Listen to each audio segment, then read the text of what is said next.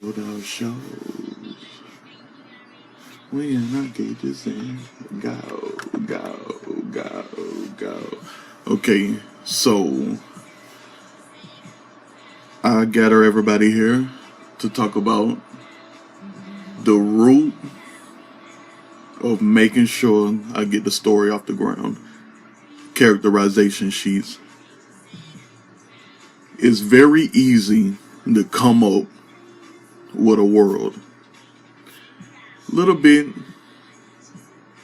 easy as well to come up with a story, but stories are told through the characters, and I like to think that characters are the puzzle pieces that put everything together, and they are the most important things when it comes to designing a universe. So,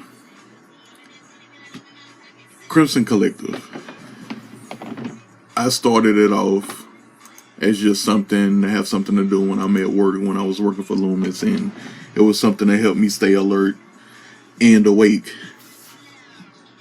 It started off with all of the characters in the first image being all of my favorite people around the world and whatnot, and it was just a silly thing about gay superheroes, and it was all laughs and jokes, but then the story came to fruition and I had to X a lot of people out. So to keep all of the things inclusive and whatnot, it was all great, all lovely, and I love looking at the different rainbow of ethnicities. Always have, always will. And sometimes I'll show a little favoritism because, you know, the darker the berry, the sweeter the juice. But I really find it alluring to be able to see a whole image of different ethnicities and whatnot. So when I make the characters, I always try to make them as inclusive as possible. And to keep it even more inclusive for the characterization sheet video, I'm going to talk about Teo Dramorus.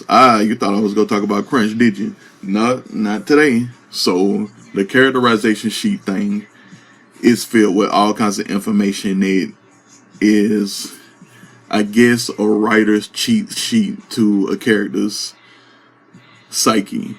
And it goes over five major parts, which is the basic info of the character, simplistic statistics, physical description, personality, background and current information, and abilities. All kinds of information and whatnot. And I'm not all the way done with Teo Dramorus at the moment because he still has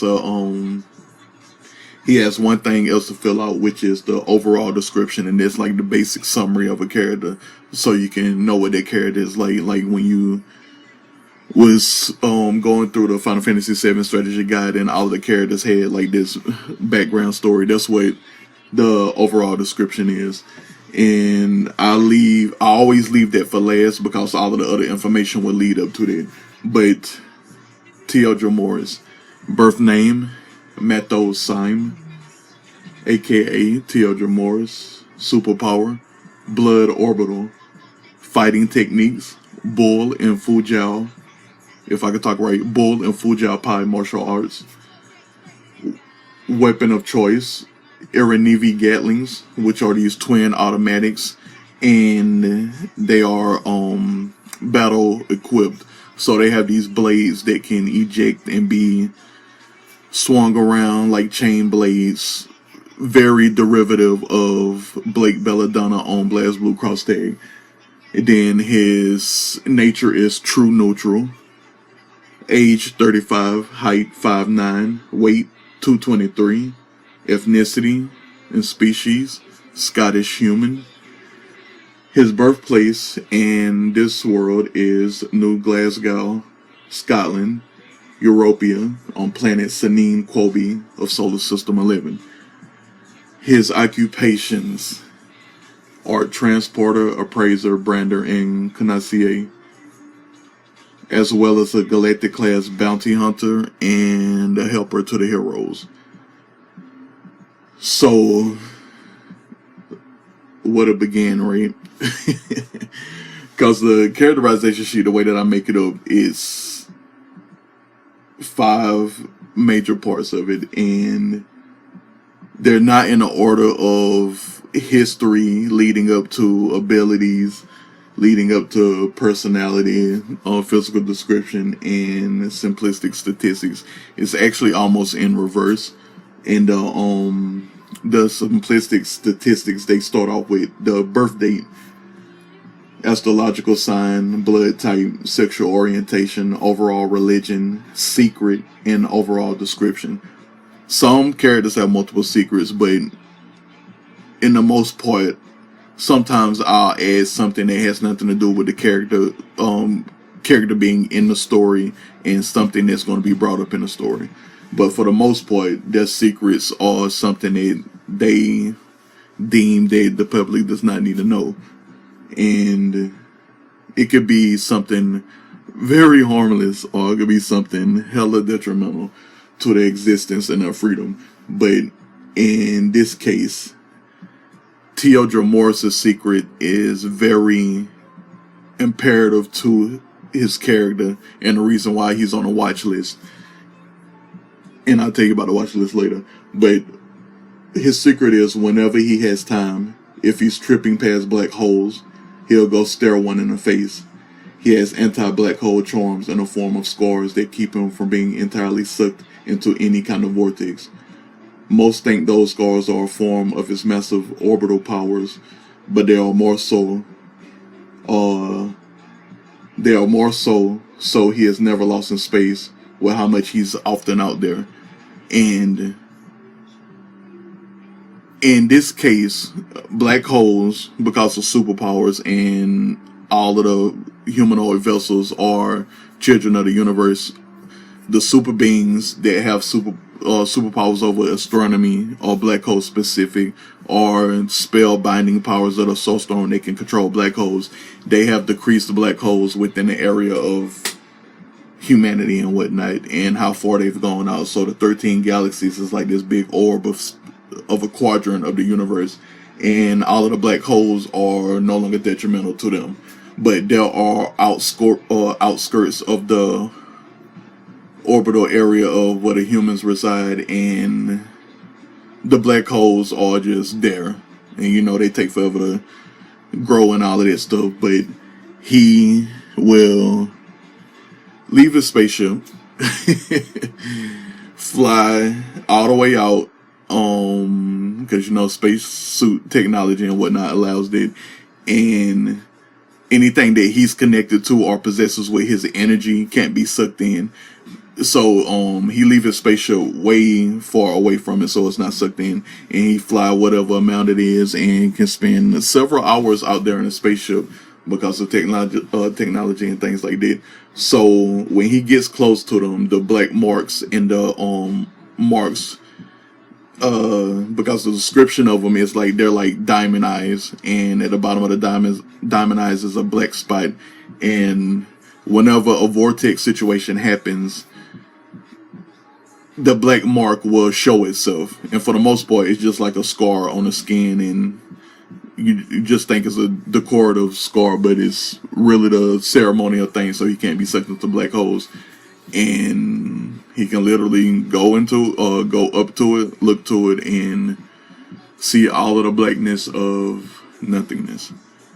It's a lovely thing, and that'll go on to some of his history to why he does that, because with him being somebody who transports art and things like that, he sees life all the time, and sometimes it's just interesting to peer into the nothingness that's eventually going to happen. So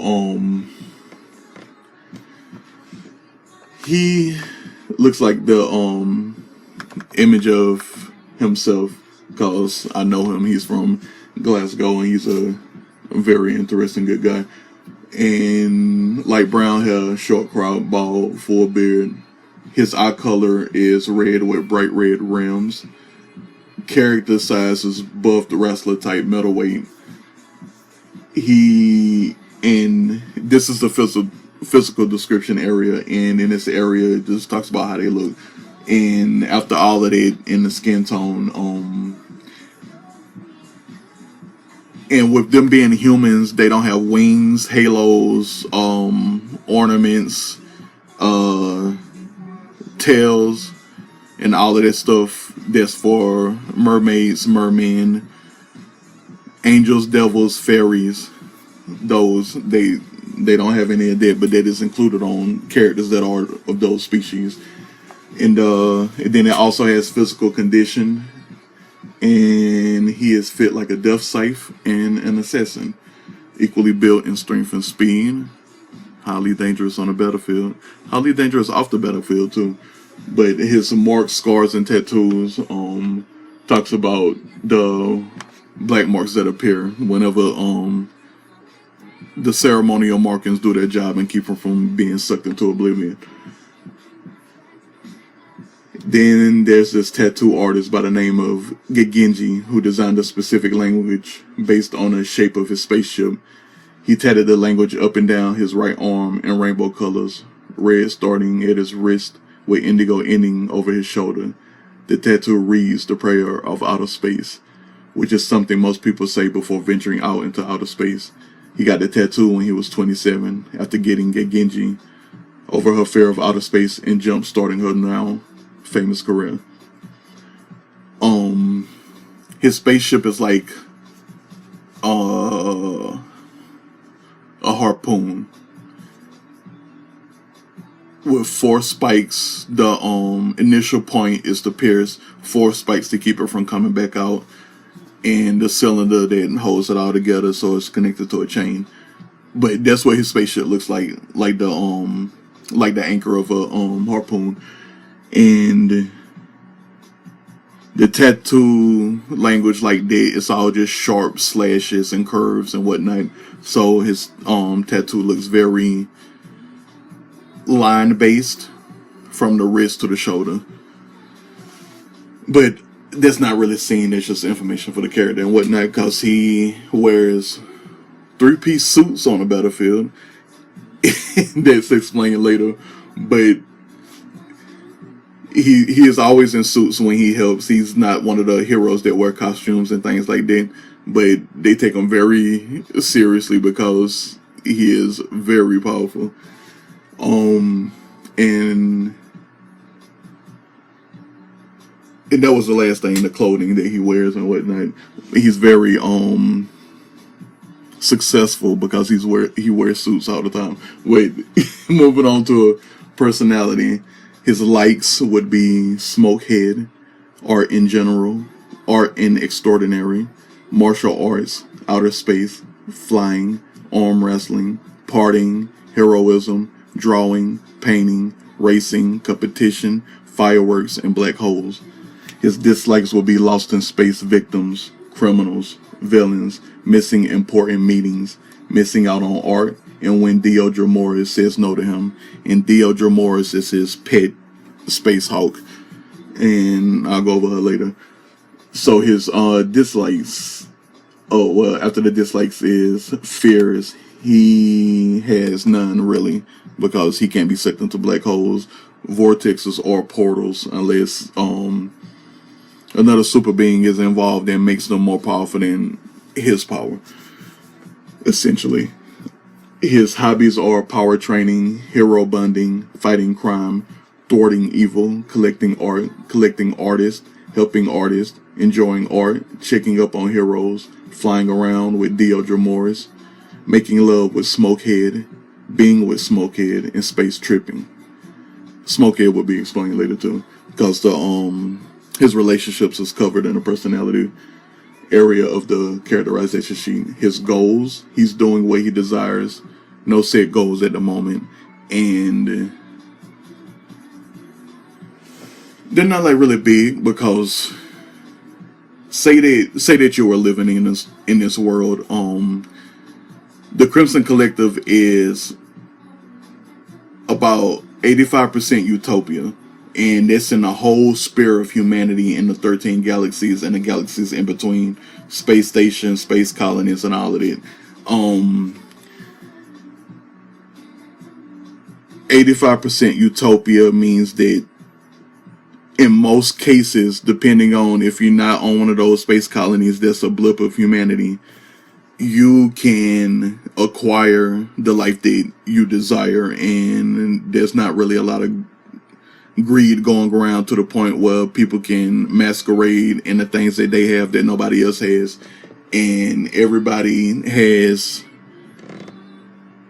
like very high chances of living a high life. And at this day and age, most humans, they don't have kids until their 40s because technology and biology and humans evolve and so forth and whatnot. And with him being 35, he just wants to go see as much art as possible, help out as many artists as possible because of something that happened in his past, and it'll be talked about later and whatnot. So he's set when it comes to that, and I already went over his occupation. And then his favorite food is wine. Doesn't really have a least favorite food. And his most prized possession. His most prized possession is this marble, and it's made with hypnotism superpowers.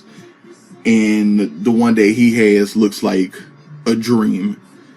And it's like the colors of pastel blue, pink, green, white, and it catches light in a very beautiful way. And these type of marbles are used for meditative purposes and whatnot.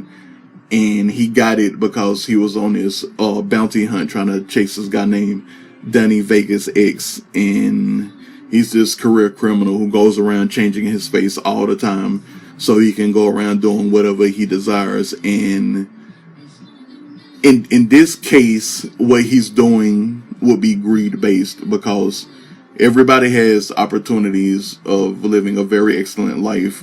Being poor is very, it's not going to happen unless you're on one of them blips of a space colony. And Danny Vegas X, his superpower is the new power, which stands for currency. And currency, all in together, it affects probability, it affects luck. You can change things that deal with bartering, money, exchanging, anything currency based, gold, silver, paper money, digital money, and things like that. It's a very fucked up high superpower. And what he does is he'll go to casinos and he'll enchant the entire casino. And because he changes his face all the time and super beings are fast with healing, he got some things and made it so that healing is extremely fast for him. And he'll go get his whole face changed, go to tanning booths, do all this crazy stuff. And he'll always pop up at a casino and just hang out. And then eventually everybody starts winning. And the casino is drained. And, they have no laws where they have to do it. And until they stop Danny Vegas X, he's going to keep going to these casinos and doing it. And Teo Dramorus ended up at one casino where they speculated that could be his next target in his schedule. So Teo went to go hang out at the casino like some others, and then the others went to other casinos and things like that.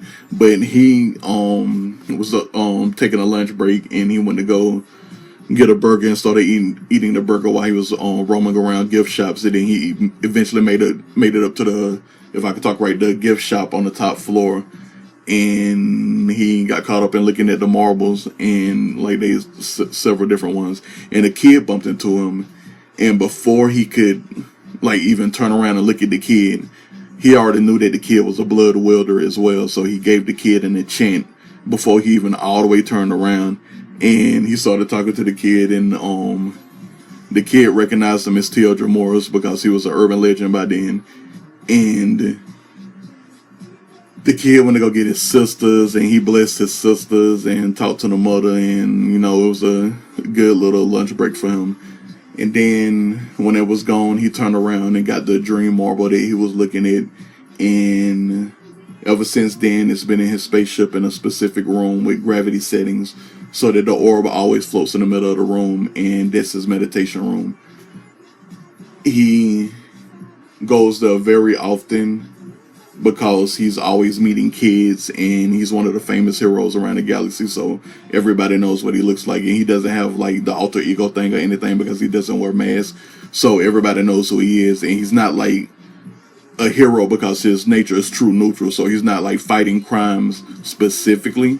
He's more so helping heroes. So one of the things he does is one of his, actually it's his most positive characteristics, which is at the end of the personality thing. And it's that whenever he's in town, you will know, and he's always trying to lend a helping hand. So everywhere he goes, the bounty board is tracking his location, and his status is always, I'm in town, I'm here to help. If you need some help, assemble the team. And he'll be on it, unless he's asleep, of course. But that's his most prized possession. And then talk about his vernacular and aptitude. His IQ is 267. Equally book smart and street smart. His mind is best suited for art history, art studies, creating art and understanding the process of art. Has been an artist his entire life under the alias of Emino, EMMINO, making giant canvases appear to be massive amounts of men fighting. His way of dealing with anger management when he was kidnapped by a band of women. After he was rescued, he dealt with their brainwashing by forcing him to think about the violence of it all. Underground fighting, general fighting, and violent art were his ways of dealing with it. Eventually, life smoothed out for him, and Emino became his tag. His way of fighting is very beautiful. Like, he's one of the well, I can't really say that, but he's a very, let me see, I'm trying to think of how to put this because it's difficult in a sense, but he's very suave, very professional, very manly, has a lot of vigor in him, but he's also mad cool. And where the information at? Oh, page down. He is, his character behavior, when I do character behaviors, I put 6, and that's a lot, right? But his are cool, competitive, powerful, dangerous, friendly, and mindful. Psychological condition. You know what I think? Well, hindsight is 2020, right? I should put character behavior before psychological condition, right after aptitude. That would make more sense, right? But his psychological condition deals with, most of the time, around the age of 10 to 12. He was kidnapped by a band of women that likes to keep young boys slaves and switching off their masculinity switch while they are slaves. Those were 3 long-ass years of being on that spaceship where he had to dress like a girl from head to toe. He was so mad the entire time, but the torturing was worse than pretending to be a girl. When he was finally rescued, he hated his parents for a while for not protecting him, but when he found out how he got snatched up, that elevated some of the pain. His parents couldn't protect him from getting snatched. The fury around it alone made him a hero in a sense. Absolutely against kidnapping to the point that's the primary type of bulletins he looks up. He has studied a lot of cases of kidnapping in his day and still does. To help out the world in that sense, after graduating high school, his emotions were finally solid to where he stopped acting out violently and just kept it on the canvas. This also got him on a path of his career as an adult because he met so many famous artists and they all funded him on getting a spaceship made for him. That sense of community gave him the mental indication that this was he wants to protect. He doesn't act like a hero, but Teo Dramorus became an urban legend by the time he was 22. If his name is mentioned anywhere, anyone in the kidnapping game acts appropriately. Nowadays, he's psychologically sound and is considered as cool as polar bears for cuddling. More of that in the history of the character. Background and current information. His relationships. He has one very specific relationship. Even though a lot of heroes love him, and he is very well known in the hero community.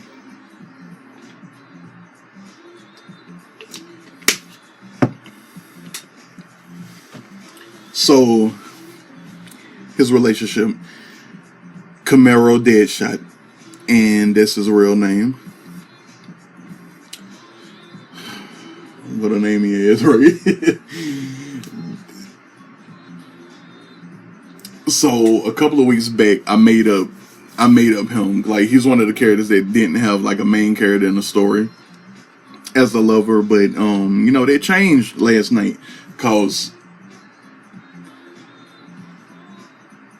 it was Sunday. I was thinking about adding 10 more characters and putting them on the front line during the whole alien invasion. And back when I was making a story and I was doing Arcurio's background and things like that, he ends up being on the president of a space colony all the way over there where the space invasion initially begins. And so many people went up there to fight alongside of him and the other galactic forces and everybody of Solar System 12, and it's a lot of people. That's a big spaceship. I think I'm gonna make the spaceship 1/4 the size of a galaxy. And yes, that's hella big, but if you've seen Knights of Sidonia, they have bigger situations to deal with. But the alien invasion, the brothership is 1/4 of a galaxy. Huge. And they come in, they go into the galaxy, and they hold up in orbit, and the planet is on the other side of the solar system, so it's gonna take forever for their planet to get over there and reach the alien invasion, so that's not a factor in the story. But Camaro Deadshot is the hero known as Smokehead, and Smokehead has Armada-matism as a superpower, and Armada is munitions, tank, missiles, bombs, all kinds of munitions that have ever been created and can be created and imagined, on top of being a machine as a superpower. So he is highly detrimental. They like me, like he top 10 regardless out of the 1,000 of the watch list. And when the invasion happens, he is nowhere near Galaxy 12. He's actually in Galaxy 13, cause he's with Teo Dramorus before Crunch sends out the request to assemble a team. And he going about his business cause Teo Dramorus, he transports art for a living, and Smokehead does something else. But this is how they met up. Back when they were like 24, 25 or something, there was a gala going around, and it was an art gala, and there was this champagne glass fountain, and it was very beautiful and high tech, and for the most part, everybody at that gala did a walk around of it, and they happened to do their walk around at the same time, and they ended up bumping into each other. And the fountain of champagne was so beautiful that they were using their superpowers because they was getting inspired by it. And it was just very slight build up, and it just changed their eyes. And with Smokehead being a machine and Teo Dramorus being a blood wielder, which allows him to enhance all of his senses and things like that, he was looking like very closely at the fountain, so he had zoom in with his eyes and everything, and so the Smokehead. So when they bumped into each other and they looked into each other's eyes, they for real legit looked into each other's soul, and that was like love at first sight times two. And they've been in love ever since, and they're both 35 and the current day of the story and whatnot. So they made love that night, and it was wonderful. And every time they see each other, because their schedules are so different, but every time they see each other, it's like their first time when they looked into each other's eyes, because their superpowers were on when it happened. And they knew of each other before they met, because heroes have a security clearance within the Hero Guild where they can look at people and be like, I know this person will be good on my team for so and so mission whenever it comes up, whenever I get to that galaxy or that sector of the universe and things like that. And they can look at the anatomy of the hero and look at the superpower, look at all of the files, health codes and all that thing. All of that stuff, and they looked at each other's files before, so they knew of each other. Then they saw each other in person, and it was different because they was doing it like for a professional thing, of just looking at powers and being like, if I ever run across this hero, I know what he's capable of, and I know what he will bring to a team and things like that. So Smokehead looked very good at Teo Dramorus at the age of 25, and vice versa. And they met each other, and that was just it. And they have always been like that. They've been on the battlefield together plenty of times and things like that. And that's they are each other's bows in the story. And then social and other pressure problems. Due to his youthful competitiveness, if a challenge is brought up, he'll take anyone on. Always on wrestling to shut a man up, and usually wins. Sometimes he can get too into it and his whole cool side is gone, to the point he becomes gung-ho to the max. He loves challenging his favorite heroes to status ranks on missions. And in that capacity, it would be like how you play certain video games and you have classes F through S, all of that mumbo jumbo. And the heroes are graded on how they do the missions and whatnot. So the Hero Guild grades everybody on how they handle business. And because most heroes have there are heroes that adhere to not killing, and then there are heroes who just kill. And that is also in a ranking of the missions and things like that they take up from the bounty board and all of this stuff. But hero status rings were a wild place. But these ranks also help the watch list determine who are the most detrimental heroes and villains and neutralites around in the galaxies. And Teo Dramorus is top 100. I haven't done like the full list and made that list yet, but I love making lists, and that will eventually happen. But his beliefs and morals, his overall religion is not an understatement. He definitely believes in protecting artists, and he will do anything to protect the artists. And the people that he consider who are artists are people that do visual art, listening art, performing art, and heroism. Because martial arts in itself is an art form, and fighting is an art form as well. So in that capacity, he is protecting all artists, and anybody on the battlefield, he will do whatever he has to do to protect them. And you'll understand about his abilities later on. But his positive characteristics, what I was talking about earlier, about lending a hand whatever sector he is in the galaxy or out on the space highway, he picks up stragglers, which is very rare in this day and age in 8124, because the technology, there's two systems in a spaceship, and unless that spaceship is blown up, that spaceship will move. And whether it be gaily forward or straight, the spaceship will move to a destination somehow. And they have the heated engines, and then they have the solar system fans. And the solar system fans is the thing that picks up after the heated engines or have been obliterated or gone. Negative characteristics, none really. He's not a confrontational person, and he really doesn't do a lot of confronting with villains or criminals. It's a shut up, I'm here situation with him a lot of times.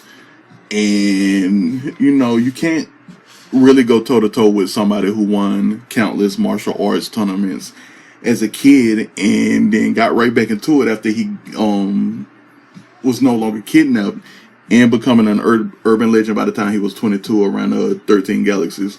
So, choose your battles wisely.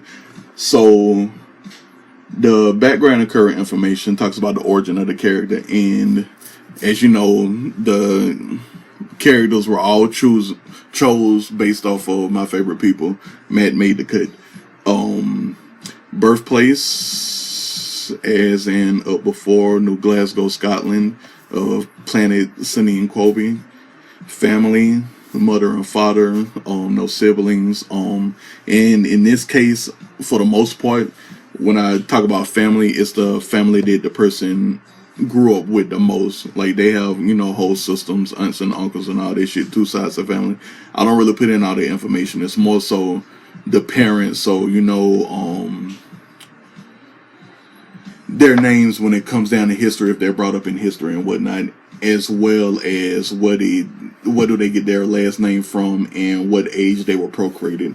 And with him being 35 and them being 77, they were above 40 years of age when they conceived them, going with the whole different world, different culture thing when it comes to procreation.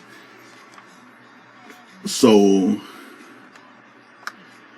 history is after that, and it talks about the worshippers of time, the people that the Amazonian women that kidnap little boys and turn them into slaves from 10 to 12 years old. And it's very vile because if the boys try to refuse, they will forcefully put them through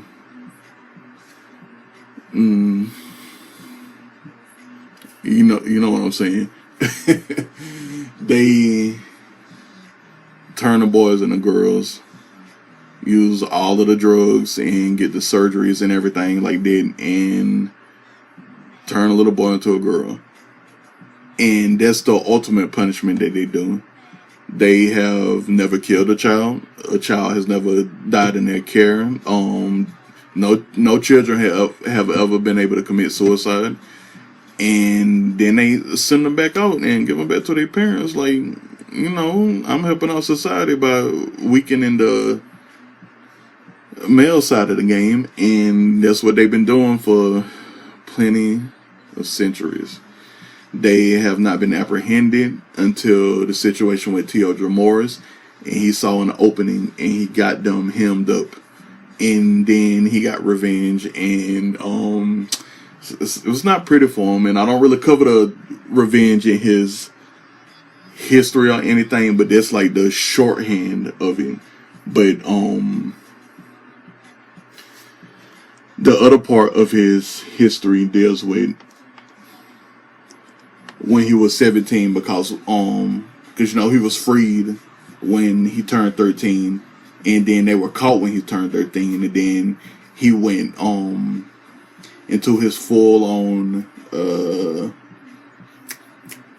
he full on went back into martial arts competing, and he had this one event after he got free, and like he couldn't wait to get to it. He was like very amped up, very proud to get to it, and he was just enjoying the freedom of being able to show off his martial arts prowess again as a 13-year-old, and he was called to go on stage, and at this event he had to do the dancing with enough power to make art with sand, and his name got called, and as he was walking up to the center of the sand light, he had blood tears running down his face, and the spotlight diffused and altered a little bit because he was already powered up, preparing to perform, and he was so powerful as a 13-year-old that the light changed a little bit because that's how much power he had. And then he got into his initial stance, and the power released after that created ripples in the sandlight, and that was the beginning of that performance. And at that time, a hero named Deco, which was in the top 1,000 on the watch list of his day and age, he was very inspired by that to the point he started painting it over 4 years. And when Teo Dramorus turned 17, they had this art showing, and Deco piece was shown, and that's when Teo Dramorus realized what he was invited there for, and it was at Purge's headquarters of their spaceship that many years ago, and it was an art gallery the whole time. And then one of the main card events was the unveiling of Deco piece, a dedication to Teo Dramorus. But back at that time, he was called Metho-san because, he was a little kid. But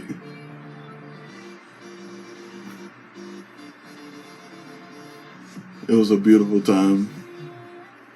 He caught him in a specific pose, and at that time, he was using so much power that there were 3 layers of sand force fields around him, and they were all stripes, and 2 of them was going in the same rotation and the other one was going counterclockwise. And the way that it looked, it made him look like somebody was hurrying through those things that you put the cards into, the binoculars, as a kid, and they were just going through the shutters very quickly. That's what he looked like when he was doing that performance. And Deco Vaso just looked at him. He was like stage side, and he caught him in that position, and the sand force fields around him, and he painted that kid. And then Teo Dramorus knew that he was going to have to be a hero someday, because a hero recognized him and his power. And that's how he began his journey into heroism, and started running around places trying to figure out how he can get those ceremonial black hole or ceremonial vortex-less markings on his body so he can't be sucked into anything again or be lost in space. And started training his superpowers like he was already training them, because super beings, their powers unlock fully when they hit puberty, and that means they have a soulful, mindful view of their spirit grid in their head, so they know where they can go with their superpowers and what they need to train in order to go into the next quadrant of their spirit grid. And he started training a lot, and he stayed humbled because he survived that kidnapping situation, and they got imprisoned in the Oopsies containment facility. And they've been there ever since. They haven't escaped or anything. And then he goes back later on in life and executes them, making sure they can't get away from the Oopsies containment facility, because they were the Amazonians became so powerful they became immortal. So that's how they've been able to do it for so many centuries. But this is how you grew up as a child and whatnot. Those were the 2 major deciding factors of his character growing up. And the other times were a lot of brawn, a lot of peace. His home is his spaceship, Novodre Island, and it looks like that anchor of a harpoon, like I told you earlier, the point and the 4 spokes coming out so it can't be pulled out of anything. And it's colored from blue water on the underneath earth, secondly, and then green on top for all the vegetation on the island. And because it's a piercing anchor kind of look, it flies easier because it's more dynamic. But he has a different kind of spaceship, so he can move around faster because he's always transporting art. And the spaceship itself, it has 60 volts, and they are made out of black box material, and it can't be destroyed no matter what. So all of the volts and spaceships, they have a radar thing in them, and if they're not connected to any power, the radar will go into the black box power and activate, and it'll stay activated for a very long time. And there's a whole radio system devoted to picking up on black box radios so that they know that a specific spaceship was destroyed. But if that spaceship does go into a black hole, there's no way they can get that signal. But or any other kind of portal or vortex. And once they leave reality, like going to one of the dimensions of the stories, like Edgemere, Leo, Yellow, Luigi, all of those, then they have a different system for those dimensions. But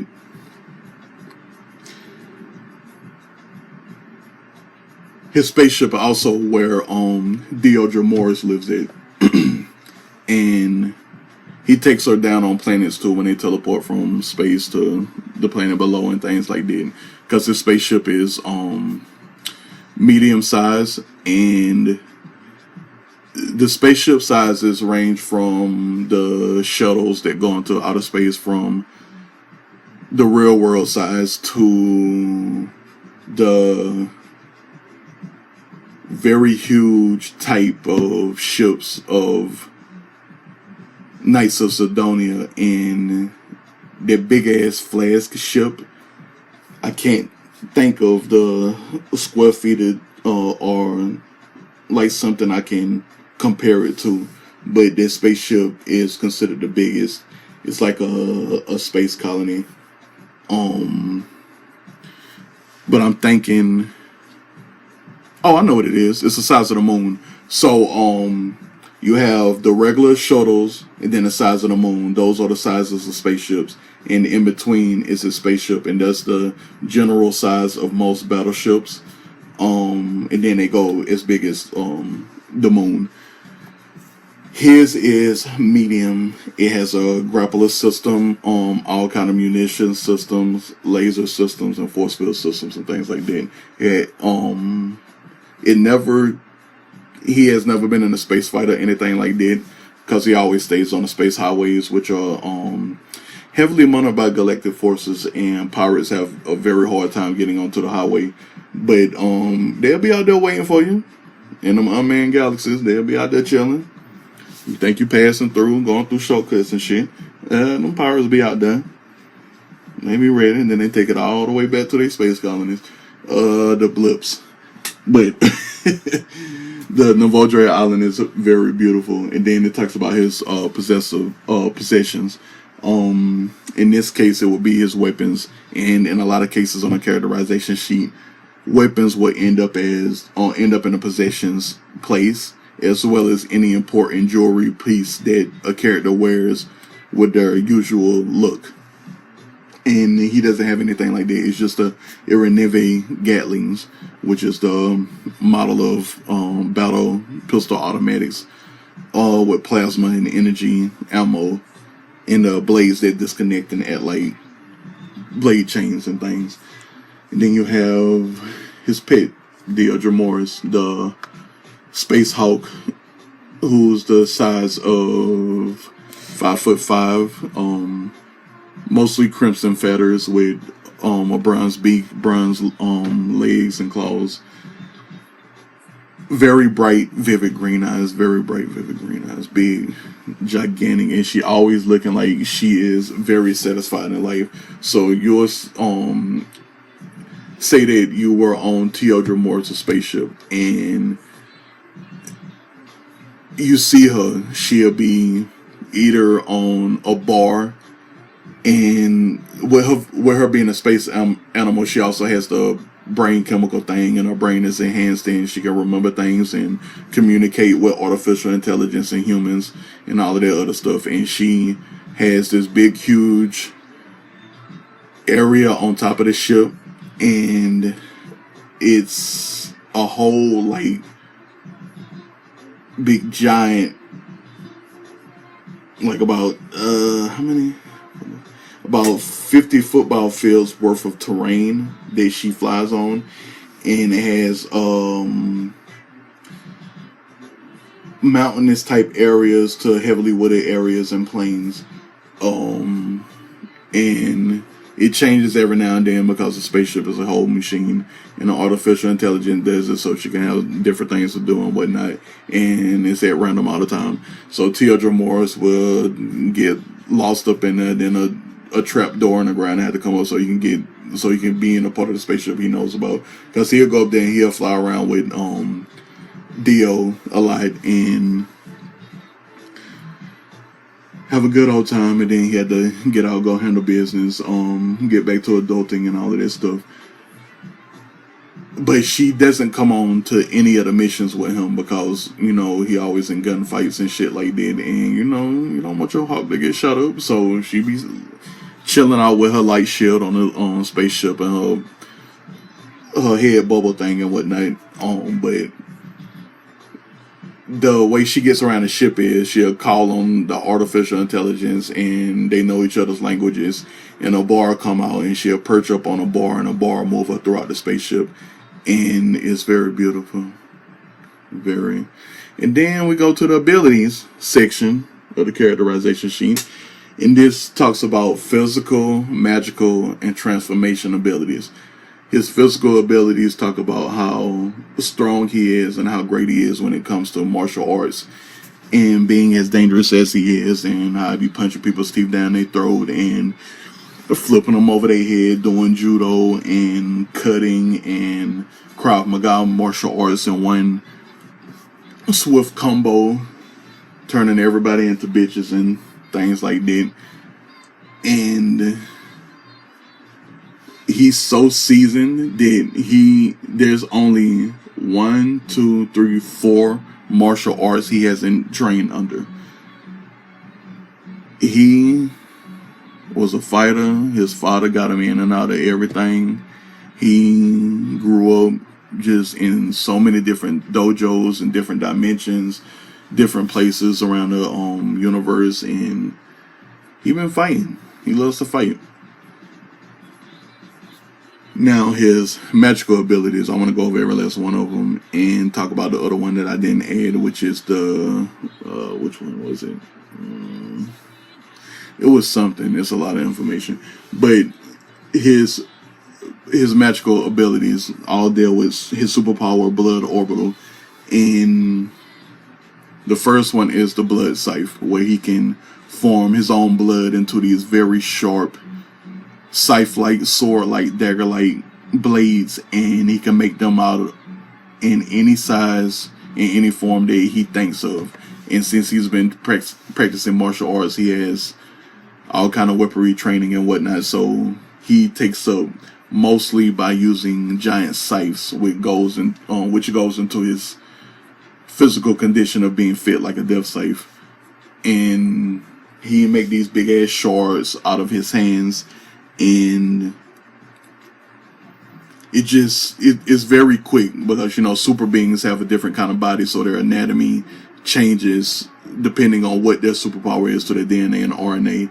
And in a lot of cases, everybody is healthy, but they have aerology for situations when it comes to superpowers where their powers aren't moving in healthy manners and whatnot. So they go to an aerologist and they set them straight and things like that.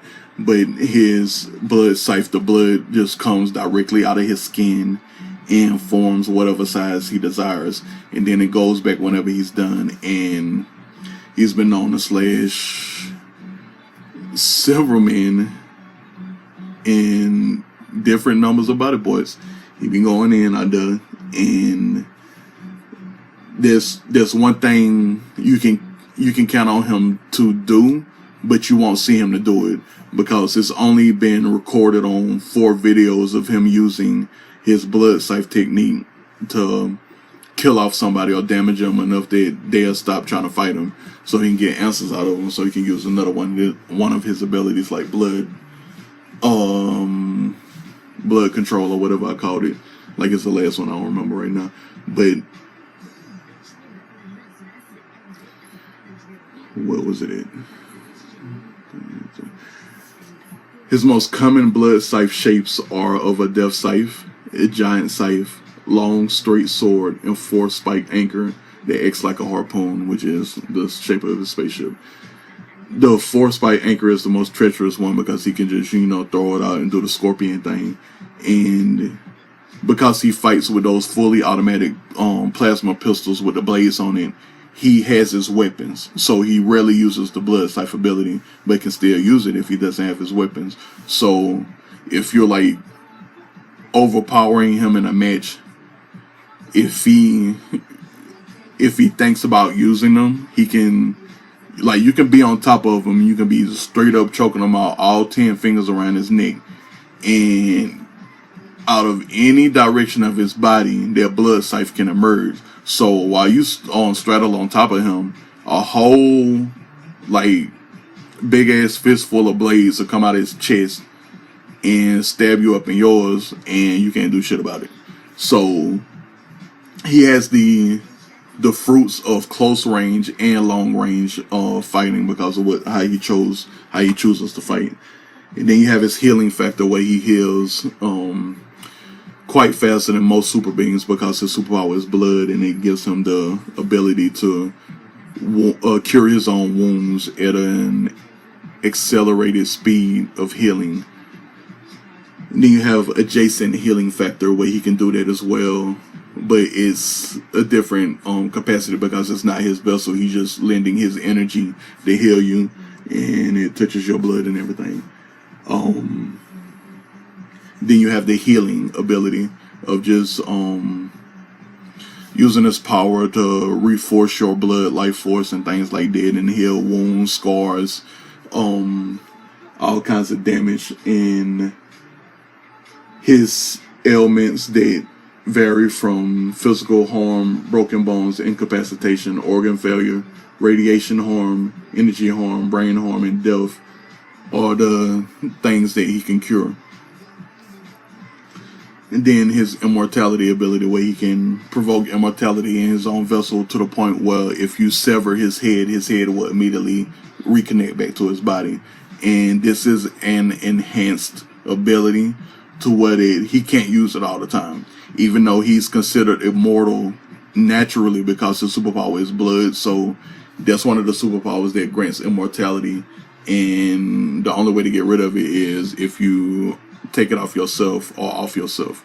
And since he'll never do that, he's basically going to be an immortal and live however long he decides to live. And then you have Orb Forger, which is the orbital part of his superpowers, where he can orbital as a superpower because the circle itself is like the basis of every molecule and structure and things like that. He has a key to existence. Orbital is a superpower that's a key to existence, so he can summon any kind of element he wants, and the more he trains that element, the more powerful the orbs will get. Then what was his four? His five main elements that he uses with his orbs are ice, fire, earth, water, and wind. And then you have projectile mastery, because unfortunately he has orbital as a superpower. He can't make any other kind of projectile. That's one of the cons of having an orbital as a superpower. So he can't make beams, he can't make rays. He can only make orbs and balls. And then you have the reanimation eventually ability, where this is the natural immortal thing. If he's killed, the pulse of life will generate within himself because of his superpower. The damage from whatever killed him will be reversed. It will be healed.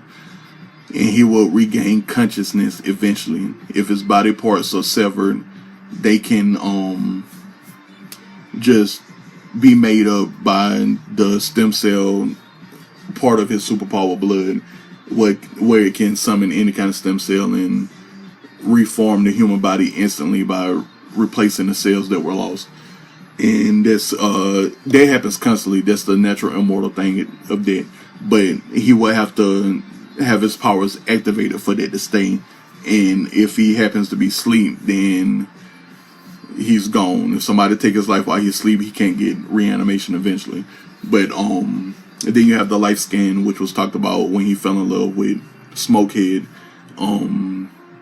He can look at anybody, or he can feel anybody within his aura of energy, and he can do a life scan and learn about their temperament, their blood pressure, the superpower, condition of the vessel, pulse, and current life force. And he can determine a lot of things by just reading people. Then you have the vortexless ability, where he can't be sucked into any portal, vortex, or black hole. And it's also lingers over into funnels. But what's that last name for vortex? And the gravity is the last thing. Gravity can't affect him unless he is willing to do it, cause the portals, like, he can't go into a portal unless he steps into it or moves gaily forward into it. And that's why he could just go to the black hole, because he'll fly up to the wall of the black hole, and he'll know it, because the markings give him this sense that you're at a portal or something. And it's like it's like a sound effect. You know how you get that ringing in your ears every now and then? It's like that sound effect, and the more keen it is, the more he realizes he's at a portal, and like he can touch it. And the only way he can go into it is if he like presses into it, because he'll put his hand up, and that'll be it. Like it's still not like sucking him in, but if you know what I'm talking about, you know what I'm talking about. And then the life drain thing, where he can just use the aura of his energy and suck the life out of somebody, or he can just look at somebody and suck the life out of them like that, or he can physically touch them and take their life force like that, and it is turned on and off at will. And then you have the blood handler ability, which is the most detrimental one, which is very derivative to the blood, the heartbenders on Shadow and Bone. But he doesn't have to, move his hands or anything. It's like, because his superpower is like that, he always has this constant field of energy around him. Anything that he looks at, or anything that he feels, any alive vessel, he can make them float, he can make them stop, or he can control their movements. And he will keep somebody still and alter their blood flow and blood pressure until they answer his question, or they just, suffocate because the blood isn't getting any oxygen to the lungs. And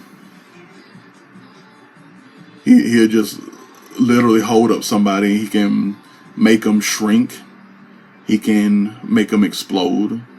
It's a very detrimental ability.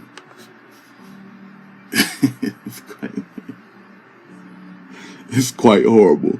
So this, what a whole characterization sheet talks about, is all of those things. And I love doing them. They're my favorite thing to get to, because everything else is fun, all fun and games, but this is a serious part. So if I ever make it into being a published author and I started doing animated series, it's because my characters were so in line with the story that there are no loopholes. And since I know who they are by the characterization sheet, I already know what they're going to do in a situation. So when I have the characters meet up, or when I had the characters separate, or when the characters are facing specific dangers, or they get separated from other people, or they come across something that they like themselves specifically, I can make them react in that situation the way that I intended them to be through the characterization sheet. Because if somebody has a secret that comes up in a situation, they're gonna be in a very awkward situation, or they're gonna be able to play it off, or make it so that nobody else understands what's going on in this situation. Or there could be something like his favorite food is wine, and they're taking a break, and the first thing that he goes to is the wine. Or after an adventure, or he's getting ready to go to sleep, and you can see the wine glass and things like that.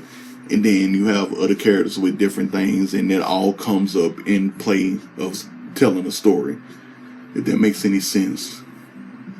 Because the situation else with all of the other 12 characters of chapter 1,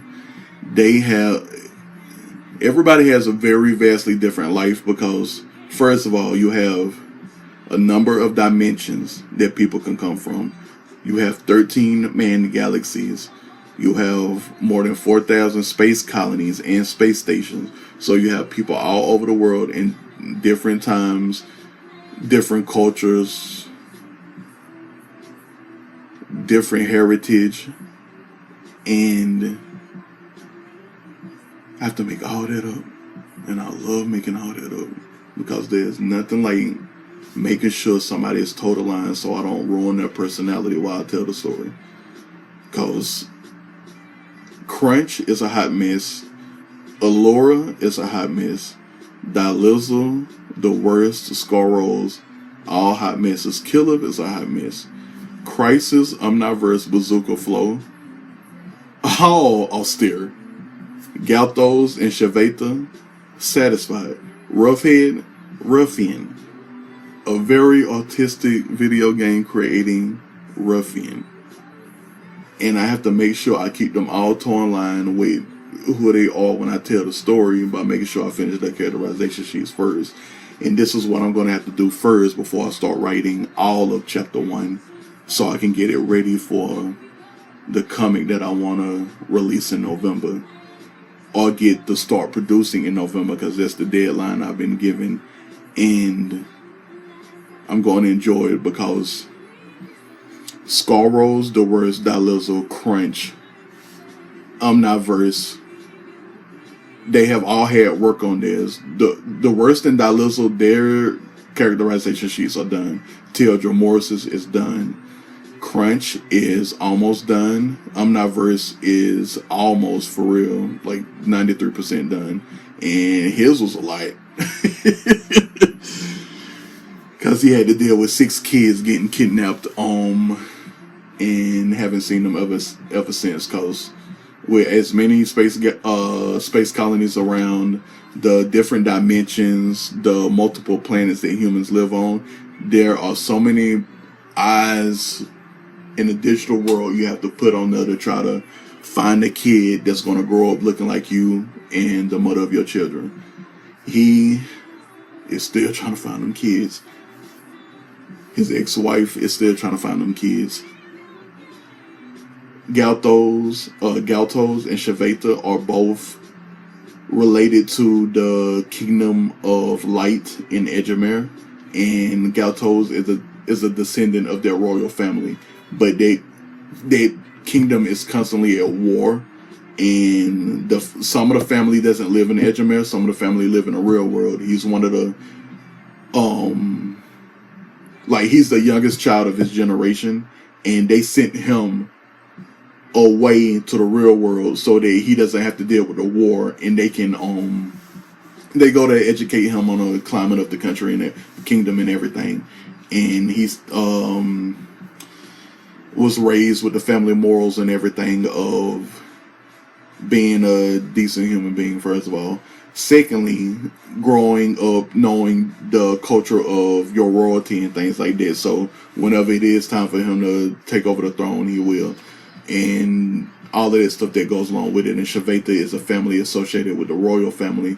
And them two, they always been friends growing up, and they eventually become lovers. In a killer situation, she has a very lovely mother, but she is a very horrendous woman. Because on that battlefield, they call her killer for a reason. Although they playing way too much. And then call her mama right after killing people and be like, so, I'm gonna be there next month. What we gonna have for dinner on the 17th? Things like that. And Crunch has his whole pirateers and taking care of his whole big battleship of a spaceship and running around all of the galaxies very fast because he has his secret on his spaceship that allows the spaceship to travel faster than humans can normally travel throughout space. And that's why Crunch is always everywhere prior to the story, and everybody can count on him to do things, just like Teo Dramorus and plenty of the other characters that are always hopping on people's missions and helping out humanity and keeping a utopia. Crisis is the head of Purge, the head of it all. He's the leading commander, and Bazooka Flo is his husband. Bazooka Flo is one of the top field agents, and he fights like Nemesis from Marvel vs. Capcom 3. He always has a goddamn bazooka on that right arm. He always fighting with it. He always kicking people in the throat, kicking people in the chest, just blowing up places. He got that whole Armada thing down pat, and he is not afraid to throw no missile down any hallway. And he's a sniper. Bazooka Flo mad cool. Omniverse,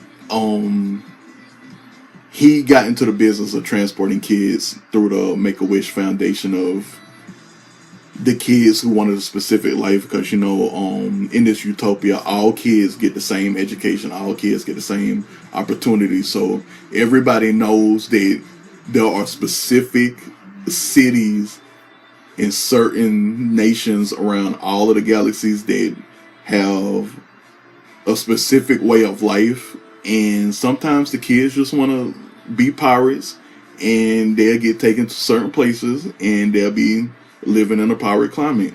And because of the culture is so different that most humans don't have kids until their 40s, that the parents have lived their entire lives up until they were 40.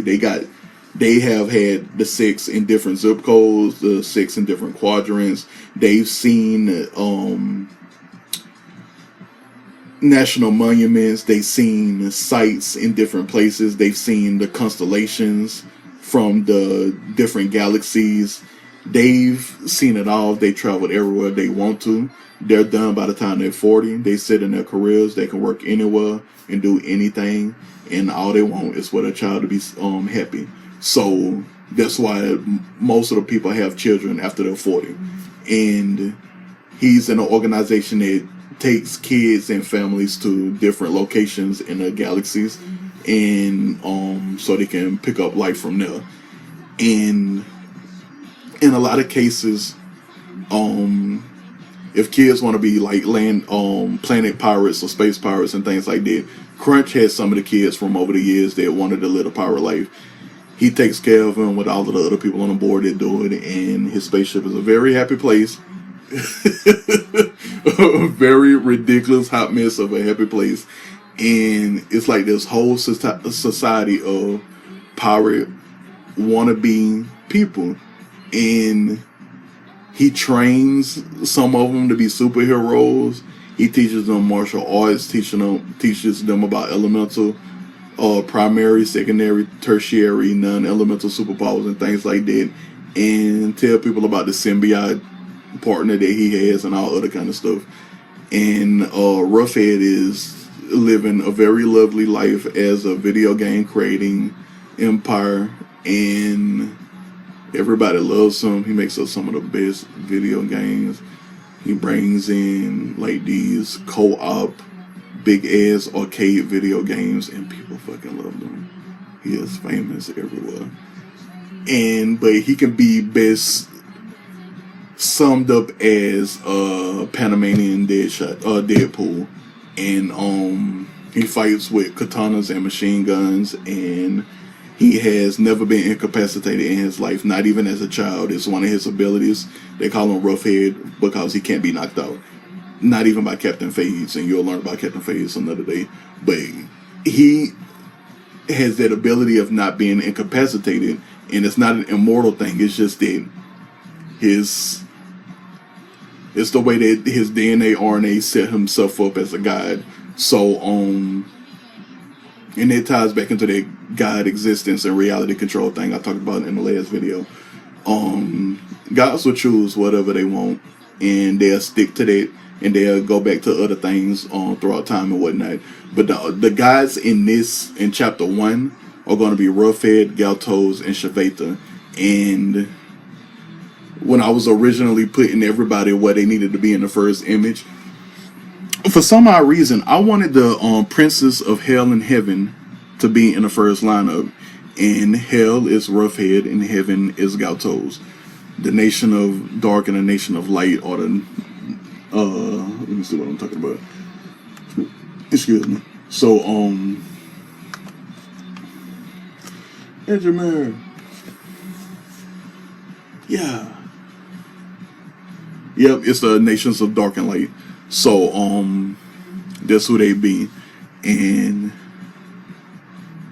the worst, Scaros and Dilizzle are all doctors. They met each other when they were 12 or something, and they've been almost inseparable since, even though the worst and Scaros, they lived in the same apartment complex leading up to the 12th year of life when they went to their doctorate summer camp. They fell in love at first sight and been that way all the way up until they're 35.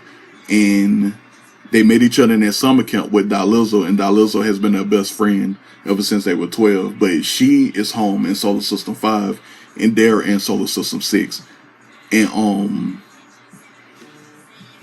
they stayed in contact, and they stayed forever friends. And they would, digitally pen pal almost daily and things like that. And they took care of Dilizzle as best as they could, and she took care of them as best as they could, and helped them deal with the whole love thing before they could even explain it, because boys are emotional titter-tatters. But these three are a piece of work, because I think all three of them are in the top 10 of the watch list. And the worst is probably the character that's number 1 at the beginning of the story because of Gruntage, his superpower of controlling virus and bacteria. And that makes him highly hunted, and that's in his characterization sheet as well. But Dilizzle, she got Diamond as one of her superpowers, Fear is one of her superpowers, and she can turn into a diamond black skeleton and really fuck up the whole battlefield. You is in trouble when Dilizzle is on that battlefield, and them villains know it. Unless you got crystallization as a superpower, you are not going to be a formidable foe against Dilizzle. And then Scaros, the psychic mean ass. Always telling people on the battlefield, your parents made a horrible mistake, and you just kept on making mistakes, and this is why you're here about getting your lights punched out. And he will fight a nigga, alright? He will fight a machine. He will fight a monster. His psychic powers know no bounds, and he fights with a spear. There's a lot of spear characters in the story. It's gonna be beautiful. Cause guess who else has spears? Galtos and Shveta, them 3 in their first chapter, boy. They're gonna be stabbing and slashing and dicing. It's gonna be beautiful. I can't wait to design that comic. It's gonna be great. But the characterization sheet helps out with so much. So much. So many beautiful characters. But until the next time, y'all keep it beautiful. Get all your rocks off. Have a good time. Be good to each other, because we in the trenches together. I gotta find a way to cure this world somehow. And then we can all be eternally happy until the day we die. But until then, keep it nice and try to be nice to everybody, because, you know, we all out here fighting. Much love, and the Trustone Arrow will be back later. Mwah.